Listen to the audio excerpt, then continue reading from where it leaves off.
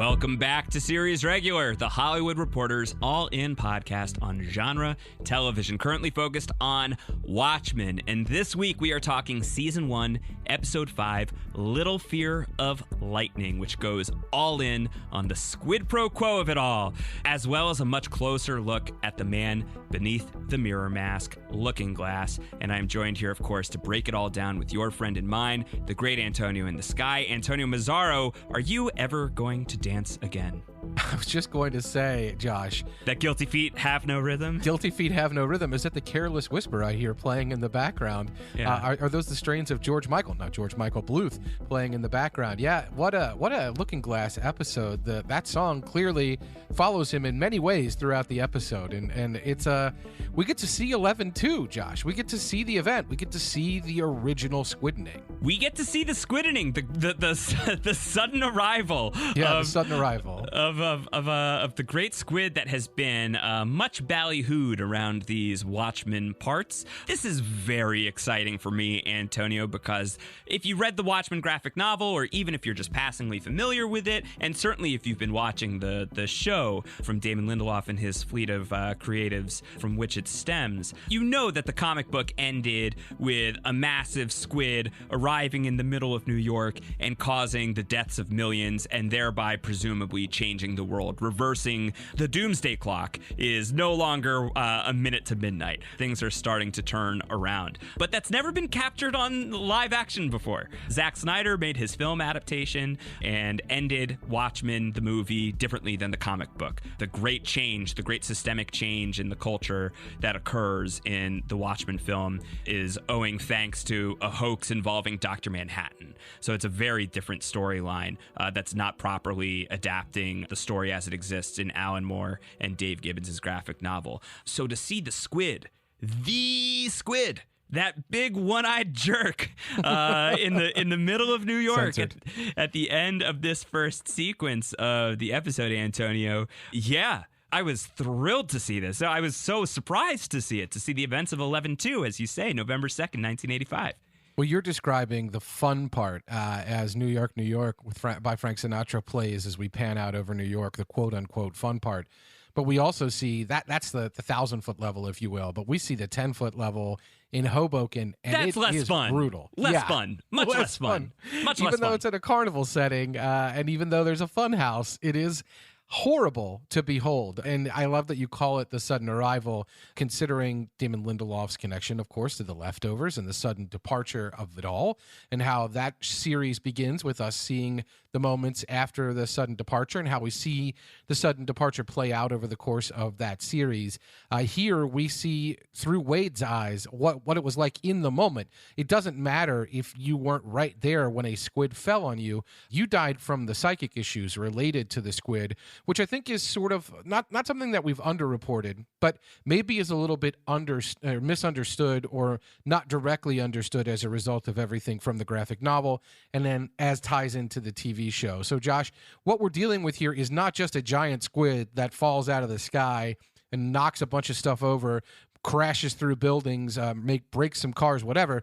We're dealing with a psychic squid, right, which releases a psychic blast that causes a lot of destruction and damage, even if someone is not directly harmed by the squid. Yeah, unless you're surrounded by so many mirrors. But it's hard to know what or kind of... Or some reflectatine. Yeah, it's hard to know the extent of the damage. I mean, in the comic book, in the aftermath of the squid's arrival and decimation of so much of New York, it's reported that many of the survivors had like psychic images of squids from another dimension imprinted on their brain. And that's part of Ozymandias' plan. That's part of Adrian Veidt's plan, that the brain was, the brain of the squid was divined and created using the map of like a very powerful psychic in the world of Watchmen. A sensitive, I believe, is the word that they use in it. And so there's people who have like these vivid ideas of where the squid comes from, and that's a big part of why you imagine the attack is accepted as interdimensional fact, right?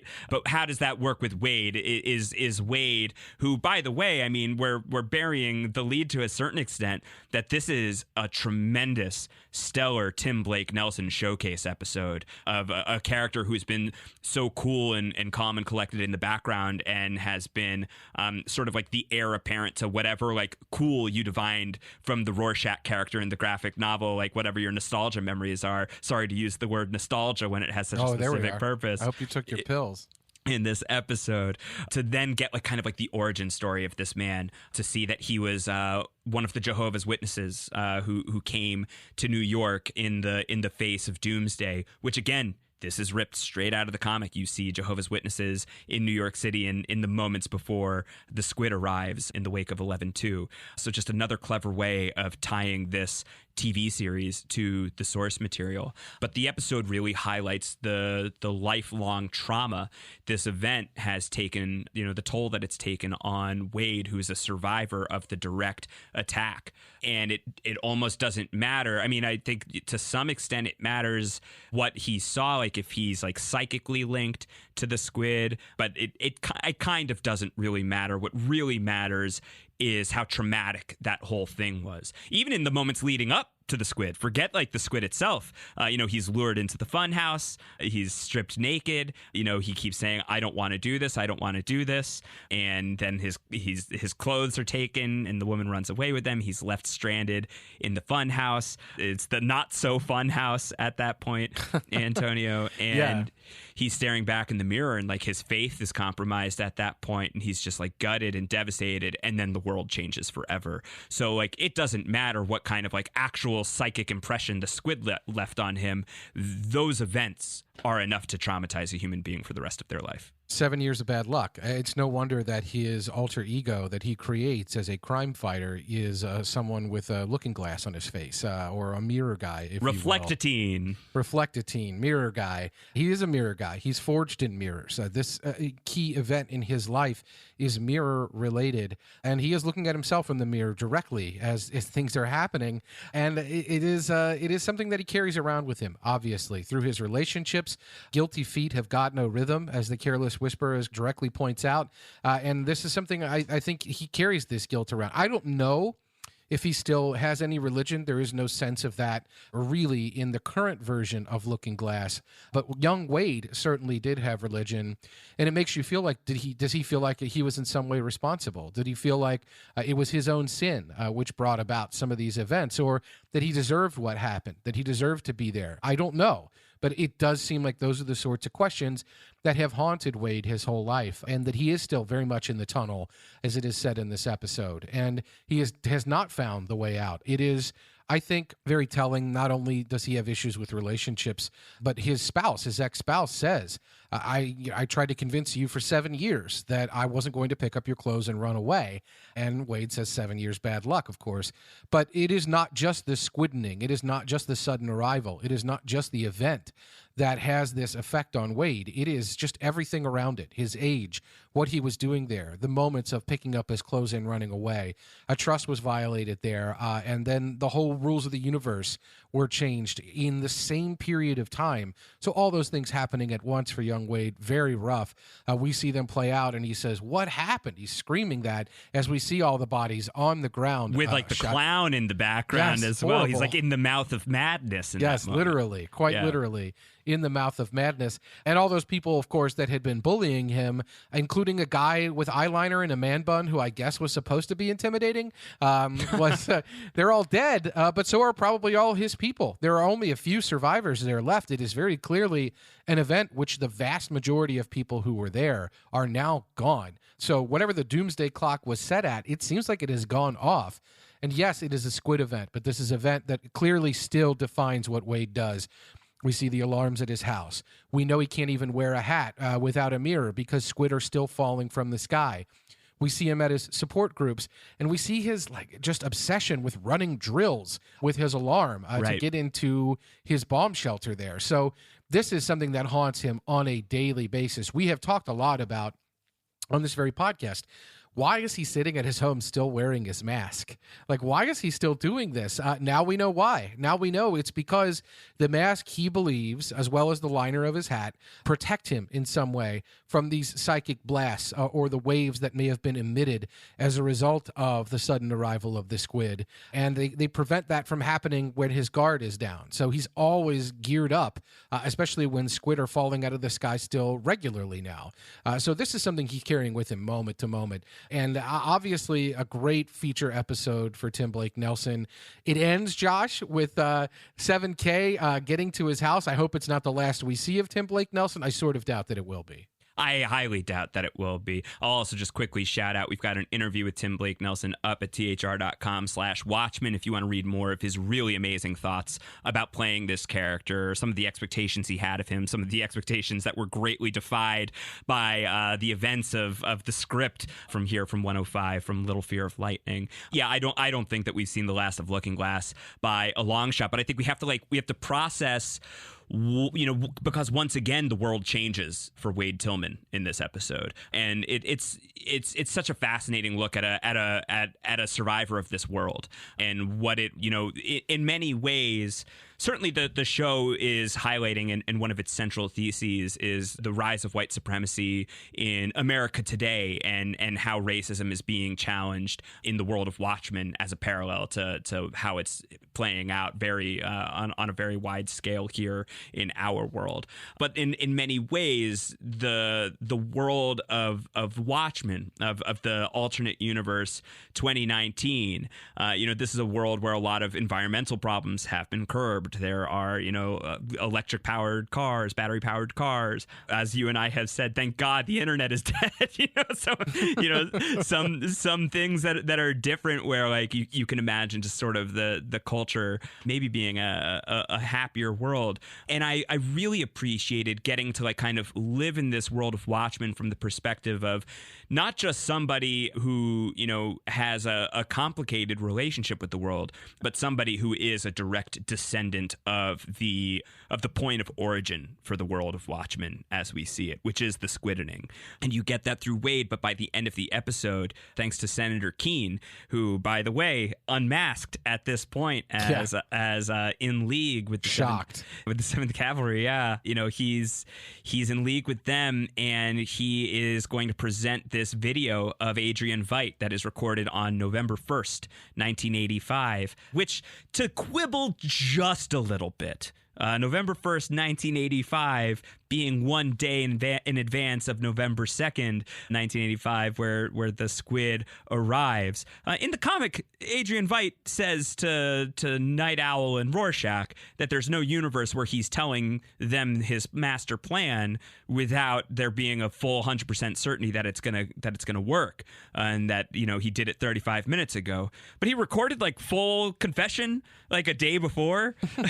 Hey, he didn't have to release that tape if it didn't work out. He wasn't releasing the tape until 1993. Yeah, so he could have just fired it into the sky and maybe disappeared into the atmosphere. And it's just a little bit risky, I thought. Like maybe you want to like record that on November 3rd would be the better time to do it. But neither really here nor there. Either way, the video is played for Wade, and it's a great scene for a number of reasons. The digitally de-aged Jeremy Irons as Adrian Veidt is an awesome version of that character, just like his mannerisms, sort of like the young buck energy that he brings to it is. Congratulations, Mr. President. Yeah, it's a lot of swagger, and it's a very different version of Ozymandias than I had envisioned from the graphic novel, but I love it. I'm not mad at it at all. So there's that piece of it. There's the transformative quality as it relates to Wade, which is what I really want to dig into. But I think it's very helpful for people who are just watching the show, who don't know the comic, who aren't even listening to us right now, who aren't like, doing like the deep dives into the extracurriculars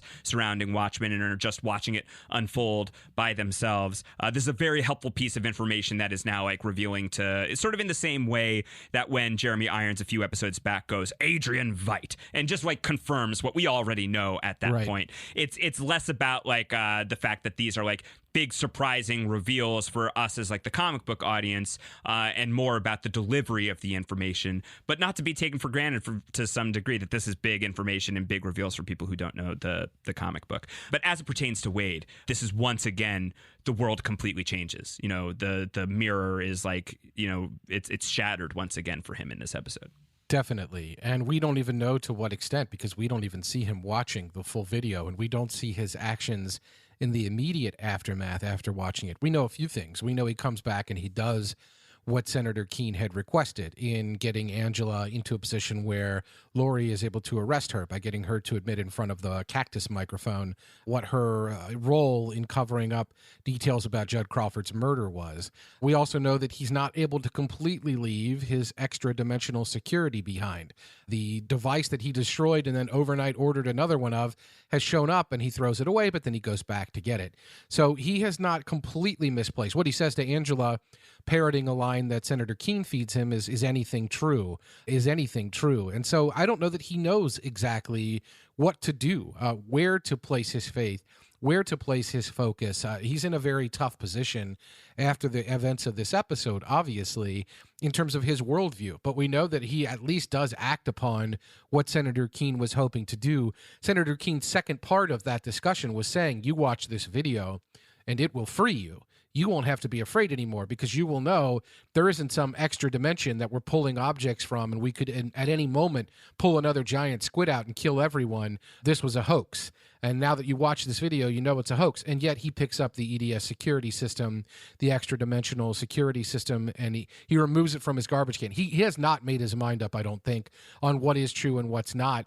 And that's a difficult position for him to be in, obviously, since his worldview has been so anchored going to support groups and doing the things that he does around the fact that there was a squid incident. And he's so upset when he goes into the 7K compound and he finds the dimensional mirror there, right. That they're throwing basketballs through something dimensional there. It's so upsetting to him because he believes that they're very close to creating another event. So he this is what is very serious to him. The fact that he's not totally left it behind, it's not surprising to me, even though he's seen the video, because I don't know what he could replace it with. It requires literally changing everything you think about the world. And it requires no longer listening to George Michael, and no one wants to do that. No one wants to do that. Because the Careless Whisper has played throughout the episode. We get it in a piano form. We get it in an acoustic form. We get it in a covered form. We get it in the George Michael version. We get it in a distorted version of the George Michael version. It plays and echoes throughout this episode because he has all these issues that he carries with him, because he has the guilty feet, and because he's never going to dance again, because he's never going to get back to the place that he was. It really is something that haunts him. And so I don't think you can unring this bell in terms of the effect that the dimensional fear has had on him, even when you show him this video, even when he acts on what he saw in the video. I don't think you can unring the bell in terms of his level of fear as a result of it. This is a guy who's always going to carry that around with him, regardless of what caused it. It's something that affected him greatly. Even finding out the difference in the cause is not going to change, I think, a ton about how he looks at the world. It may make him more cynical. It may make him say, what is even true? But I think he's still going to be very afraid of some of the things that he's afraid of, for sure. Yeah, I mean, I think, you know, we're left with a lot of questions at the end of this episode. How much does Wade believe what he saw?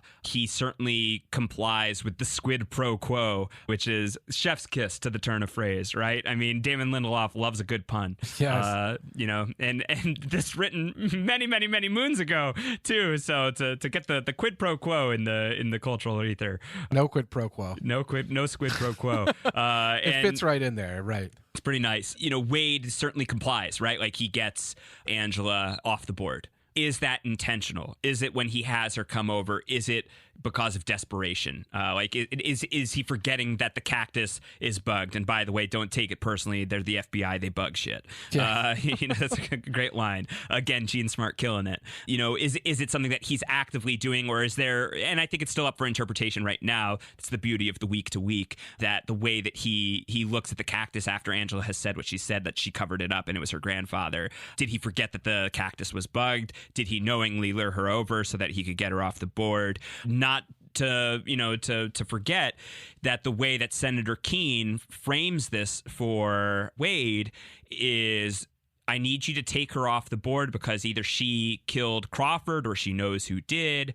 And either way, I need her off the board. So get her off of the board. And if you can't, I'm going to have to send all of these racist, my racist army to go and kill her. And I'd rather avoid doing that. So is Wade trying to look out for her in his own right? Has he bought into their ideology is a troubling interpretation. And then when he goes back into his house after picking the security system out of the trash can after having just deposited it, and the 7th Cavalry rolls up and they walk in, shotguns and weapons in hand, what happens there? Are they coming there to kill him? Are they coming there to abduct him? Are they coming there because they all have he's fully indoctrinated now and they're about to have a beans party where they're all just going to sit around and eat beans and plan their next move? Seems unlikely. But it's those beans that I would like to spill, because the way that I feel and the way that I hope it's going to play out, and my fingers are very firmly crossed that this is the way that it's going to go, is I think Watchmen has really positioned us to like look at Looking Glass through something of a Rorschach lens, as something of a Rorschach type of character, as somebody who really believes in the mask as his true face, somebody who believes in a certain set of rules in an uncompromising way. And when that mask is compromised, or when the judgment and value system is compromised, there's no compromising around it. And for Looking Glass, obviously his worldview has been shattered in a massive way. And there's so many interesting questions surrounding like how to react to that. But there's so many obvious ways in which the show is like kind of mapping Rorschach as he existed in the comic onto Looking Glass. Not quite as many of the problematic ones, unless he's like kind of on board with 7K now, in which case like Looking Glass is canceled. But you see so many times how Looking Glass like rolls up his mask and only shows some of his face. There's obviously plot reasons, literally plot armor around his head as for why he is wearing the reflectitine, because he believes that that's going to keep him safe from the psychic abilities of the squids and the potential damage incurred by squid fall. But it's also that's how you would see Rorschach very often. He would roll up his mask just a little bit to eat food. Speaking of eating food, Rorschach was the kind of guy who would break into somebody's house and eat the weirdest of snacks. He loved to snack on sugar cubes, but he also loved to eat your beans. In the comic book, he goes to Dan Dreberg's house, the Night Owl, and just opens a can of beans that Night Owl had hanging around and is just eating like the raw beans. And that is something you literally see here from Looking Glass in this episode. So if you're continuing to look for ways to kind of like map Rorschach onto Looking Glass, if you remember the movie well, certainly it was I remember that this was one of like the clips that they showed from the movie at New York Comic Con before Watchmen came out. This is like back in the day when I was covering the show, I believe, for Comic Book Resources at the time when I was covering the film. I was at that panel and they showed Jackie Earle Haley as Rorschach, and you hear him, he's in prison and he like splashes the hot vat of oil on the prisoner's face. Everybody knows he's Rorschach at this point. He's put so many of these people behind bars and they're trying to intimidate him, and then he just like barks and bites right back. And as he's being dragged away by the cops, he has this signature line that's so great from the comic and very memorable as Jackie Earle Haley delivers it in the film. Easily one of the best parts of the film, just the performance and the scene in particular, when he shouts, you guys don't get it. You all think I'm locked in here with you, but you're locked in here with me. Is that what's happening at the end of this episode? I hope so. Is the 7K marching into Looking Glass's compound? And I think it's valuable to remember that this is basically a compound. He's like Kevin McAllister. He's got the place wired up. He's got the security alarms in place. He's got masks in vaults. He's got a bunker, a veritable safe room there. Is he fishing the security system back out of the garbage can because he doesn't know what truth to accept yet? Or is he fishing it out because he knows that there's going to be something that he can weaponize from this thing if he suspects that 7K is tailing him and is about to walk into his room and he's about to, step into a world of hurt if he's not properly prepared? This is a man who, as you see in his bunker, has a degree in extra-dimensional squid activity, so probably understands the technology of this stuff fairly well? Is there some sort of, combustible apparatus that he is able to use? Is there an alarm that he will be able to trigger from this thing that will cause alarm for 7K that will get him close enough to stabby, stab, grab a gun, shooty, shoot, and get his way out of the situation? So I'm optimistic about Wade's chances of surviving this thing, and I am choosing to believe, while we still have this as an episode that's open for interpretation, that Wade is going to be a real force of power here for the remainder of the season, and that this is not going to be somebody who is going to be in league with the very vile outlook of the 7th Cavalry. But I think we also have to now evaluate, and we're in the uncomfortable position of having to evaluate, so what do they want to do? What's their plan? Right. What's going on here? Why are they throwing basketballs through portals? What do they plan on doing? We know they're not going to drop a squid in the middle of Tulsa. Keene says nobody wants to just see that again. It's already been done, which is a nice meta comment on what's happening here with Watchmen. But Antonio, what are they doing? Does it involve lettuce? How does it involve watch batteries in some way? Because we know that that's what they were after. Why are they trying it with basketballs? Are they trying to relocate something from that area all over Tulsa? To what level is the senator involved in that plan, and why was it so important that Angela be taken off the table in that specific way? Why couldn't they just have kidnapped her? Why isn't he okay with just murdering her? I don't know ultimately if they're on the same side or opposite sides as Lady True and Will Reeves, who we saw at the end of last episode, seemingly have their own plan. Or maybe it's the same plan that is going to be taking off within the span of a couple of days. And so to the senator's plan with 7K. So are these plans the same? Are they oppositional? Why do they require Angela to be arrested? Why did they require bringing Wade in? Was it specifically just to get Angela arrested? Surely there were other ways to accomplish that plan that didn't involve getting all of this information directly into Wade's head and putting him in the position that he's in. Now he knows. Now he's in this inner circle. Do all the 7K know? Has the senator showed them all that video? Do they all know that he's the senator? He only wears the mask for them. How did he assume leadership of this group? And also, he's a senator? So clearly, some of these things hopefully will be answered as we go. Obviously, I think the larger questions will be in terms of what their plan may be. But a lot of that really still is up in the air. And for me, the biggest element of it is what the senator and 7K are up to oppositional to or in concert with whatever Lady True and Will Reeves are up to. Right. The senator seemed very interested in getting Angela arrested because she either murdered his friend Judd Crawford or she knew who murdered his friend Judd Crawford. Well, the only person we know who was directly at the murder site and who called Angela about the murder of Judd Crawford was her grandfather, Will Reeves. Right. So if Will Reeves was involved in the murder of Judd Crawford, then it would seem that he's in opposition to the senator, unless the senator was just saying that to Wade. All of this is very unclear, and clearly that's what we're looking for answers on. What I will say about Wade is, as far as Looking Glass Wade watching that video of Adrian Veidt, we see in this episode throughout in a lot of the, I wouldn't call them interstitials, but the segments in between the bigger scenes where he's doing his marketing research work. He has this ability, and of course it is exacerbated and augmented by the reality that when he puts people in the pod and he wears the Looking Glass mask, he has, perhaps because of his psychic touchness, he has the ability to know when people are lying.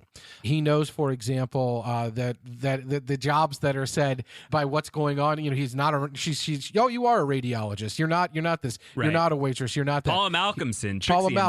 Trixie in the house. Yeah, Al would not have approved with her going on her own and doing what she's doing here. But so be it. Yeah, this is an ability that Wade has. He can tell when people are telling the truth. So I think he would have watched that video with Jeremy Irons, with Adrian Veidt, and known, okay, he's on the level here. Everything he's saying about this being a hoax, it is true what he's saying.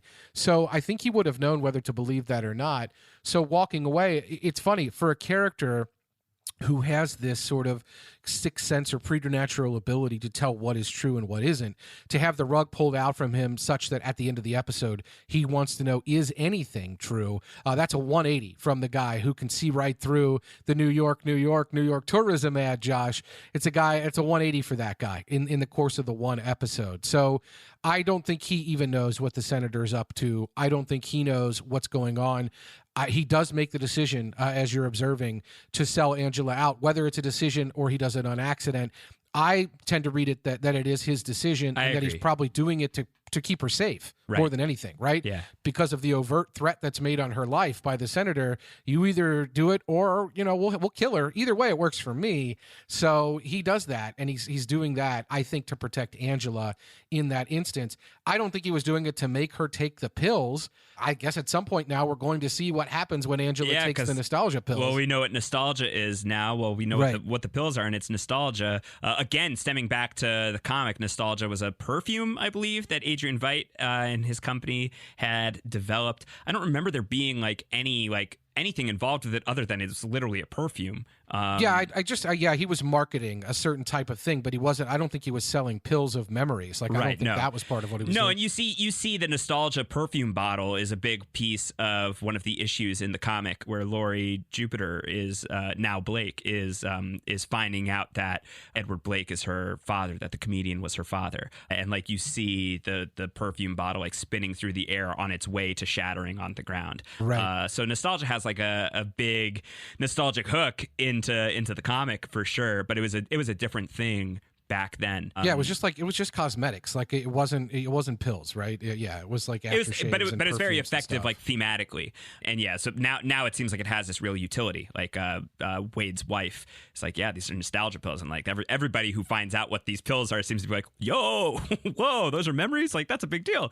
And it certainly contextualizes what Will Reeves says several episodes earlier. Where he's like, I need help. I need them to help me remember the pills. So I assume there's more to that story there for sure.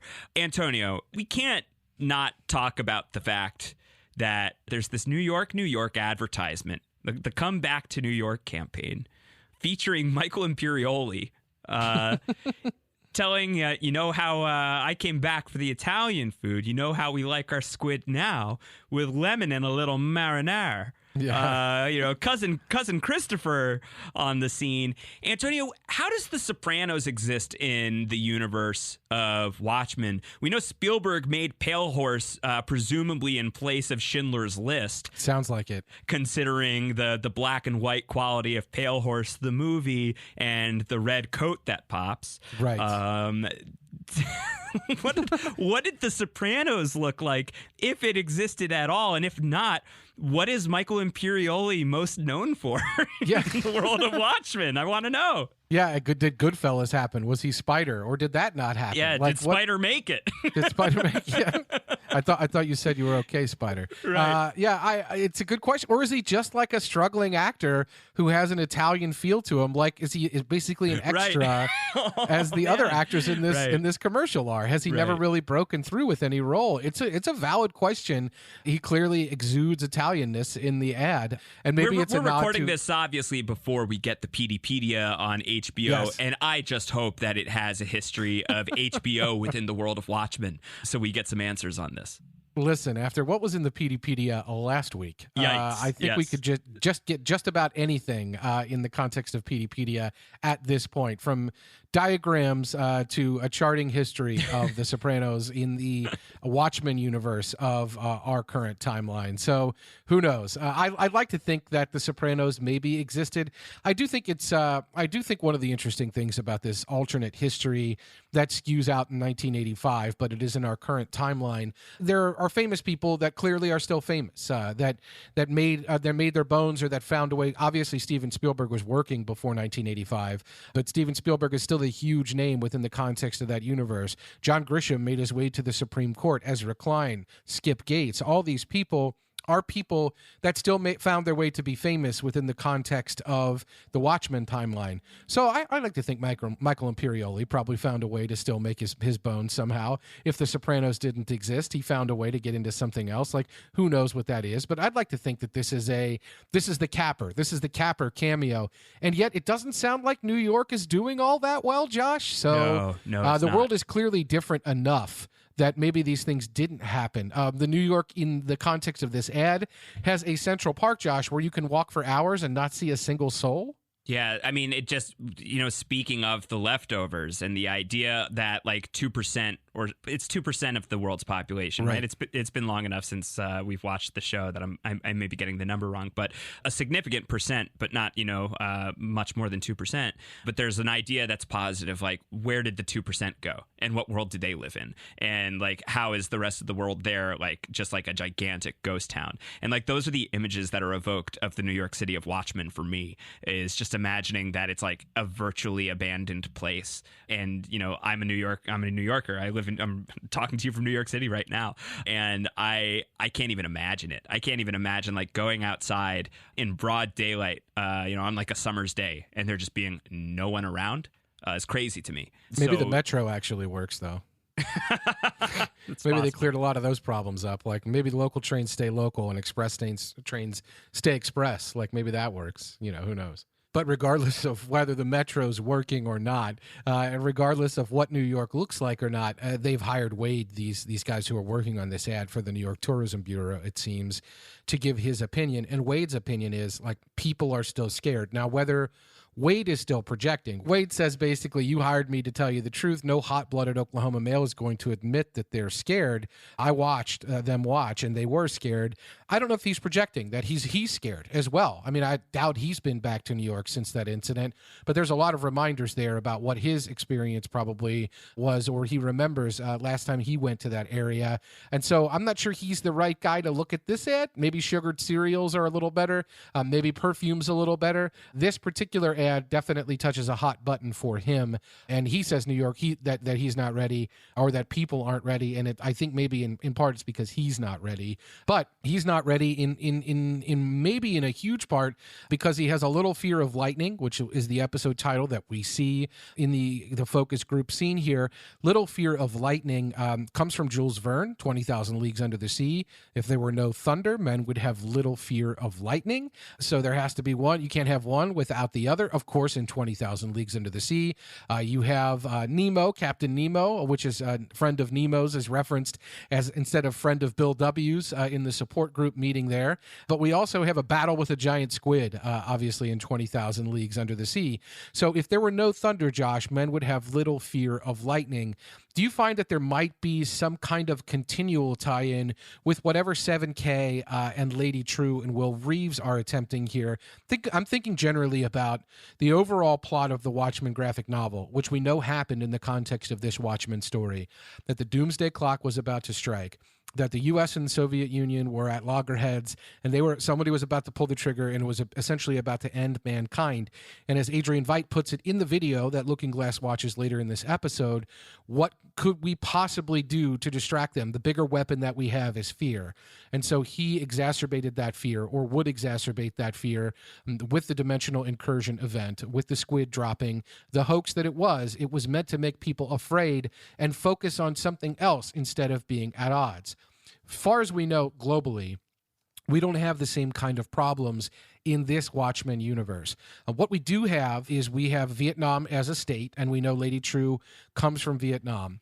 What we have is we have clearly the racial issues that we're seeing on the ground in Tulsa, and that we know are not isolated only to Tulsa. So is there some element of what's happening with Lady True and perhaps the Senator in 7K that is creating the thunder to make men have a little fear of light? Yeah. I think it's very, I was really struck by by the line from Senator Keene of like, we're not just going to repeat the squid. We're going to do something original. And so I can't stop thinking about what's that original thing going to be. And the fact that when he was like read into the truth about Adrian Veidt, right? When he got his job.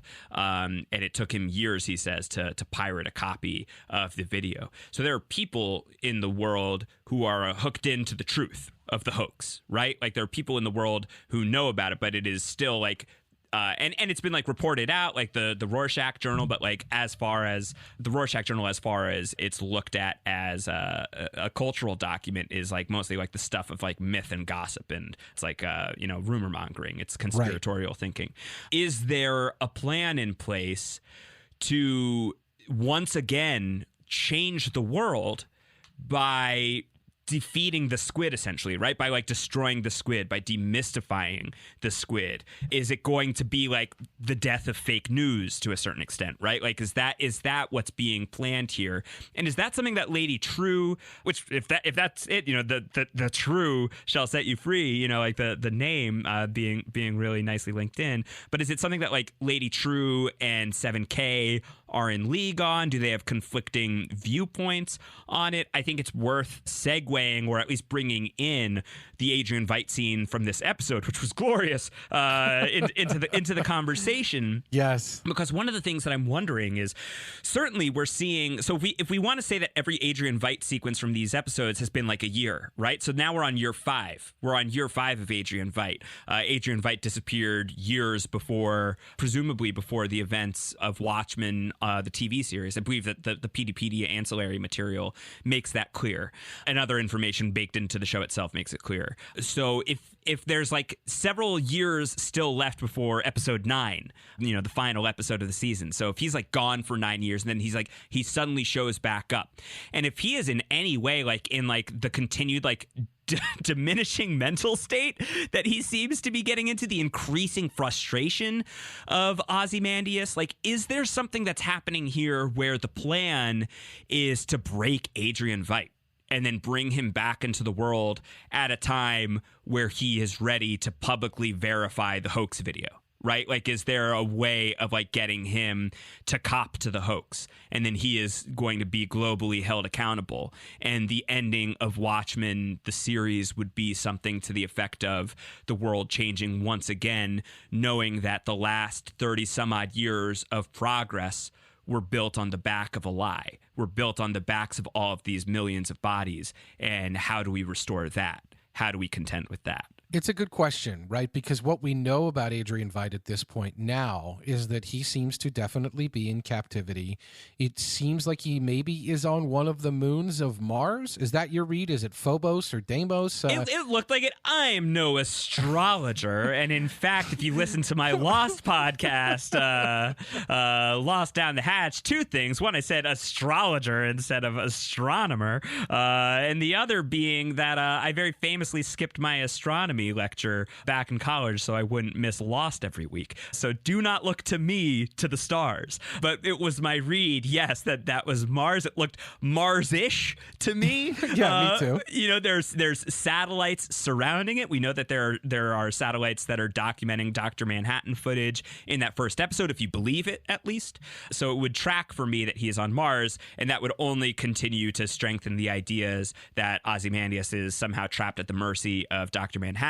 It says, as he's spelling out the BODYS, the bodies, of course, that's how you spell it, on the moon, it says, "Save me, D." You don't see what the rest of the word from D is. Is that "Save me, Dr. Manhattan"? That seems like there would be a lot of bodies for that one. Is it Save me, Doc? Save me, Doc. Jules and Vern, to speak of Jules Verne. Is it Save me, Dan? Save me, Night Owl, right? Yeah. Even though he's locked up. Who are some of the other the other D's that we could be discussing? It's a good question. Clearly he Save thinks, me, Damon Lindelof. Save me, Damon. Yeah, that would be phenomenal. Clearly, he thinks that someone who sees that on the satellite will understand that message, right? Whatever it is, it's not save me, President Redford. It's not save me, Lori. It's not save me. There are very few people who he could be communicating with via that satellite. It seems like it could be Dr. Manhattan. As he's yanked back by the game warden, he says, Adrian Veidt says, like, there is no God, your God has abandoned you. And the game warden says, Master Veidt is correct. Our God has left us, and it's unlikely he'll return. So is their God, the person who created whatever this Karnak-like bubble that Adrian Veidt apparently is trapped in on one of the moons of Mars, that had to be Dr. Manhattan, it would seem like. And maybe it seemed like Adrian Veidt might have entered into that place partially in agreement of what was going on. Right. He thought it was a paradise. It turns out it's a prison. He wants to be saved from it. He wants to escape from it. There were rules to his being there. So why would Dr. Manhattan do that? And why would he do it seemingly untold years before the period of whatever is to come directly now in Tulsa? If you'll recall in the graphic novel, one of Adrian Veidt's main challenges in pulling off the dimensional incursion event was having to find a way to distract Dr. Manhattan. He did two things, one of which we've talked about on this podcast specifically. Well, I guess the main thing that he did was he created sort of a whisper campaign to make Dr. Manhattan think that he was causing cancer to those around him. This caused Dr. Manhattan to retreat to Mars, and that got him off the radar. And then at the ground level, he was also running some interference so that Dr. Manhattan wouldn't be able to see appropriately what was happening and where and when, that he would be distracted by the fields that Adrian Veidt was creating to distract Dr. Manhattan at the ground level there in Antarctica. So those are the two things that he did, but I think removing him from the board while he was formulating his plan is the key one. So if you live in a world where Dr. Manhattan himself is somehow involved with Lady True, as we speculated about in this podcast, or Dr. Manhattan himself may be somehow involved in this plan, whatever is being executed at the level it is in Tulsa, then it makes sense that just like Adrian Veidt did with Dr. Manhattan, maybe Dr. Manhattan's move was to take Adrian Veidt off the board so that Adrian Veidt couldn't interfere with whatever the plan is. That seems to me to be part of perhaps everything that's happening here, that Adrian Veidt was removed by Dr. Manhattan for that reason, so that he wouldn't get in the way of whatever Lady True is doing. And Dr. Manhattan, apparently, if he is involved, would feel like that was important enough. Lady True's work was important enough for humanity or for some other reason. I think what we're getting at is if Dr. Manhattan is involved in this in some way, he's much more directly involved with humanity than I think we would assume from a Dr. Manhattan who has removed himself to Mars and seemingly doesn't care about humanity. The Dr. Manhattan that would involve himself such that he would place Adrian Veidt in captivity for some other reason would be a Dr. Manhattan who was more directly involved in caring about what was happening, such that he felt he needed to remove Adrian Veidt. So I do think we're still trending towards seeing Dr. Manhattan on this show, and I do think clearly with what we're finding out more and more about Adrian Veidt here, including the possibility that he's trapped on Mars, and Adrian Veidt seems to be trying to communicate with him, and that he was maybe involved in getting him in that prison. I don't know who else could possibly have built it.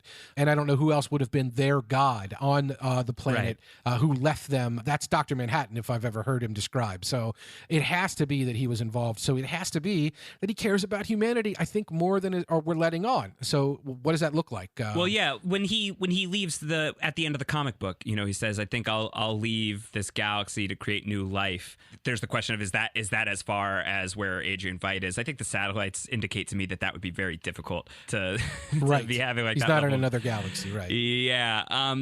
But if the idea is like for Dr. Manhattan to create new life, and if Dr. Manhattan has kind of like a very profound appreciation for life again at the end of the comic book through like watching Lori react to learning who her father is, and if that stayed with him, and if he, has now like seen and agrees with the fact that Adrian Veidt, what he did takes humanity away from the brink of mutually assured destruction, but is there still like a further betterment of humanity that might be in play in Dr. Manhattan's mind, and is there something that he can do about it, and is that having to do with the truth shall set you free, and by keeping Veidt out of the realm of, out of like the mortal realm for all intents and purposes for a number of years, even the smartest man alive could potentially start to go a little bit crazy, much as how the world's only demigod in Dr. Manhattan was able to be caught off guard in the comic book. And in doing that, does that put Adrian Veidt in a position that when he does inevitably collide with the main story again, will he have been broken to such a point that he is either willingly or goaded into copping to his role in the hoax, and the world at large then getting that level of information? Because that's the next seismic event, right? Like that is yet again universe altering for the people who live in the universe of Watchmen. Definitely. It seems to be where we're headed in some way, shape, or form. Lady True's connection to Dr. Manhattan, or Dr. Manhattan's involvement in all of this, is I think the 11th hour, if you will, answer to a lot of the mystery of what's happening. And you've already speculated, of course, on this podcast that there may be direct involvement from the graphic novel, how Lady True was born, who her mother was. Dr. Manhattan's involvement in Vietnam is directly shown in the graphic novel, of course. Whether or not that's the story we get, or there is some other connection between the two of them, there does definitely seem, in my mind, you can imagine if it's a Lady True who purchases Adrian Veidt's company, but who still thinks highly of him, highly enough to build a statue. If that's the case, if that's what she's looking at, if Adrian Veidt is somehow not contained directly in that statue in some form of Dr. Manhattan wizardry, then you got to imagine that she took over his company for a reason, and that Dr. Manhattan was probably directly linked in some way. So we're going to find that out. I'm sure of it. Where we find it out, are we going to find it out quickly? Will Justin Theroux be playing Dr. Manhattan, as you hope? Will there be other connection to the characters in our story? Why will it occur in Tulsa? All these things are still TBD. What was falling from the sky that made Lady Manhattan have to buy the Clark farm? Was that Adrian Veidt in some way, Josh? Was he coming back to Earth? And is this part of the plan?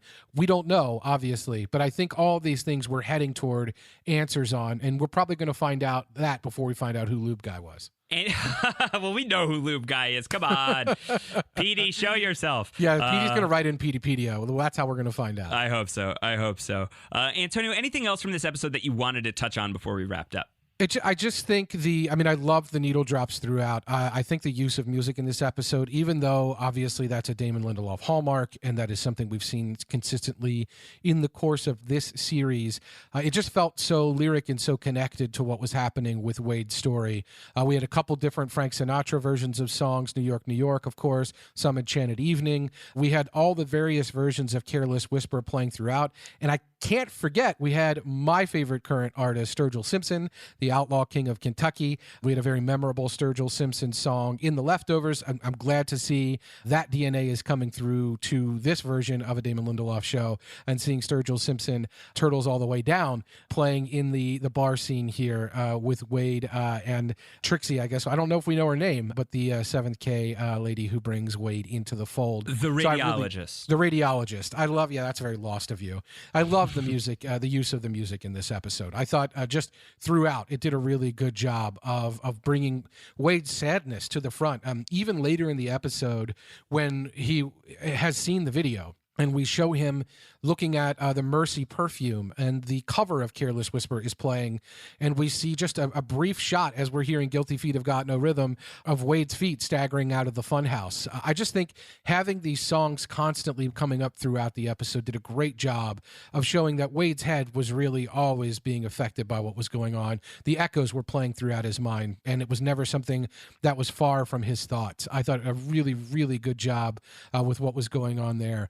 What about Lori? We didn't talk a ton about her, but she calls him Mirror Guy throughout, just as a microaggression. She's just so great. Oh, she's so him. great. She's great. Jean Smart is incredible on this show. I was really sad to lose Don Johnson as Judd Crawford so quickly. I think it's a real testament to the show that the show has maintained like this great level of energy all throughout, when there was such like this magnetic presence in that first episode through the Don Johnson character. And I think it's also a testament to the fact that with just like one appearance, right, basically, other than like the little brief flashback you see him in episode 2, that Don Johnson's performance was so memorable. But I'm thrilled that we are in this story position where Jean Smart as Lori Blake is in charge of the Tulsa PD. These people seem to not care for her very much, and the feeling feels pretty mutual. Yeah. I just love like the cavalier way she's like, oh yeah, one more thing, what pills, because I bugged your cactus and like I heard you and Angela talking about the stuff.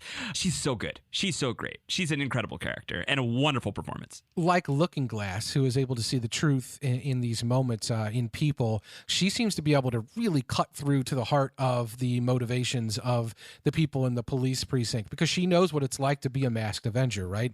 So she understands the motivation. When she tells Angela people wear masks to cover up the pain, and Angela's like, oh, no, like I do this and blah, blah, blah. And Laura's like, yeah, for the pain. And in this episode, she says to Looking Glass, she says, like, maybe you joined the police force after the White Knight because you'd be able to cover your face all the time. She knows that he's still afraid. Like, she absolutely knows everything just in a second that is motivating him about his fear.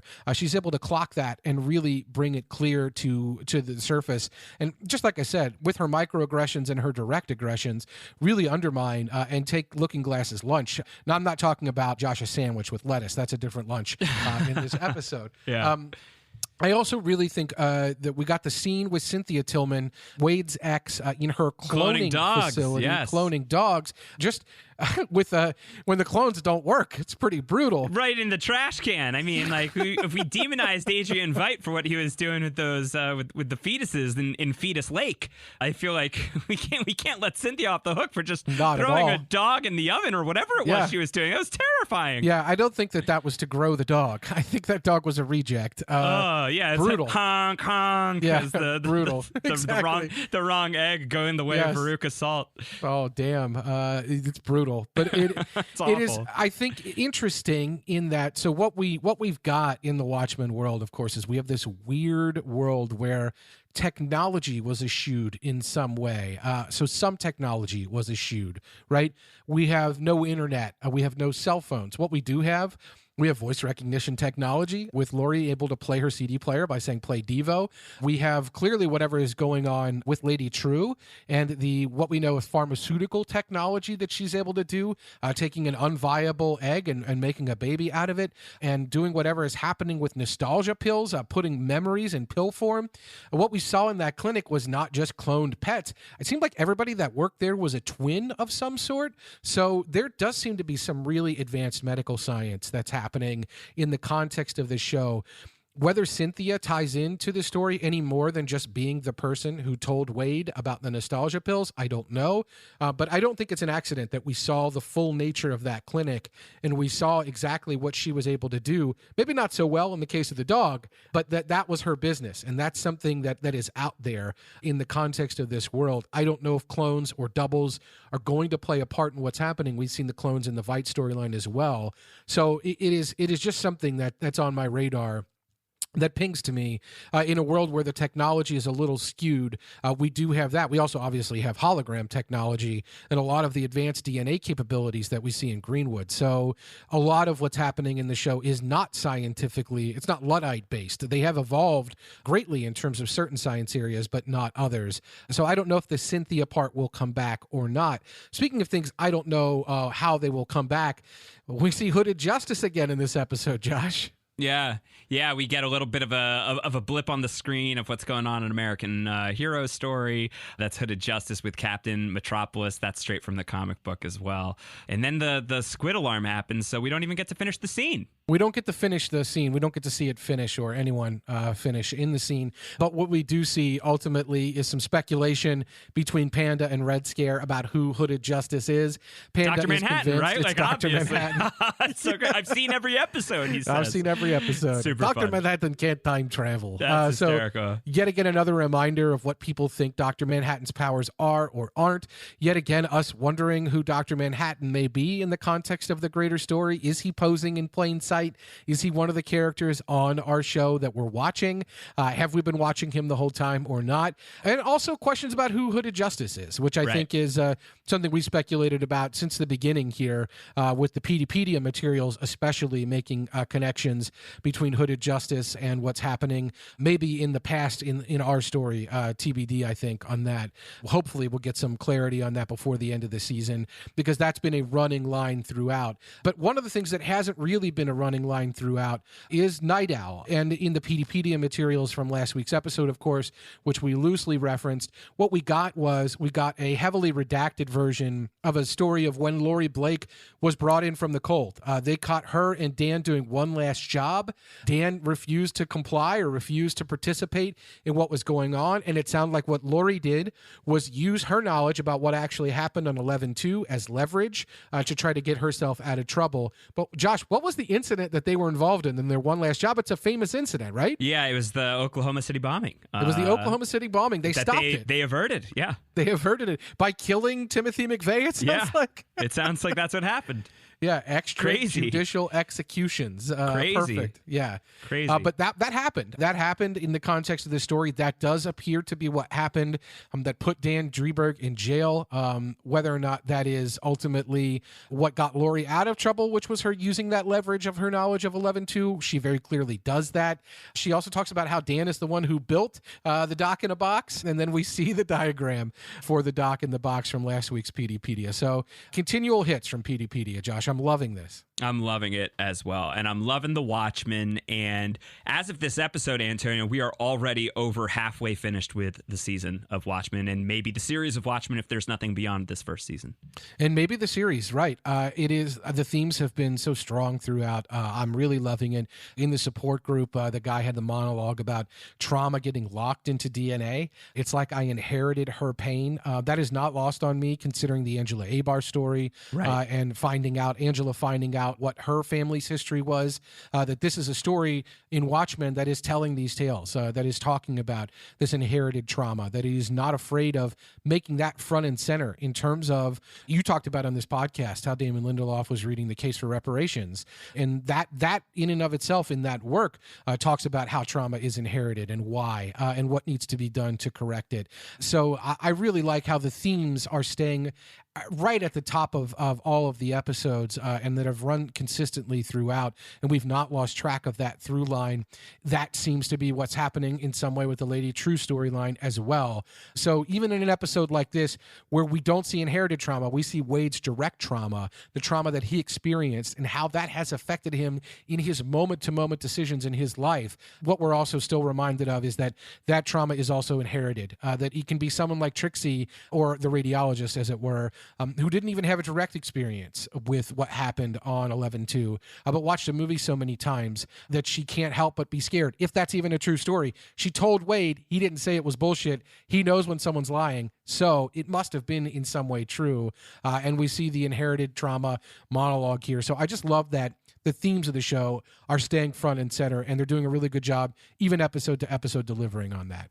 All right, yeah, I'm enjoying these thematics quite a bit myself, and just the show and the way that it's all constructed. And thankfully, it's not over yet. Let's not mourn this thing too early. We still have 4 more episodes of Watchmen to talk about, including next week is called This Extraordinary Being, directed by Stephen Williams, a veteran filmmaker and certainly somebody with familiarity with Damon Lindelof. The episode is co-written by Damon Lindelof and Cord Jefferson. Also should mention that this episode, Little Fear of Lightning, directed by Steph Green, Keane, co-written by Damon Lindelof and Carly Ray, who wrote my favorite episode of Westworld ever, Kiksuya, which was the great Zahn McClurnan hour of that show. It's just lots of incredible firepower behind this show that it deserves to be said all the time, as often as we can bring it up. But I think that's going to do it for us for this week. We will be back talking This Extraordinary Being, episode 6 of season 1 of Watchmen. If you've not subscribed yet to Series Regular, we highly encourage that you do so. You can find Series Regular on your podcast app of choice. You can also follow Antonio and I on Twitter. I'm at Round Howard. He is at AC Mazzaro. Anything else, Antonio? No, I mean, I can't wait to find out if there was a reason why Senator Keane sent Lori to Tulsa. Who's on what side? Are they all working together or separate? And is Dr. Manhattan hooded justice? That's all I want to know. We'll find out for sure. Stay tuned to thr.com/Watchmen for more coverage as well. Until next week, everybody, take care. Bye.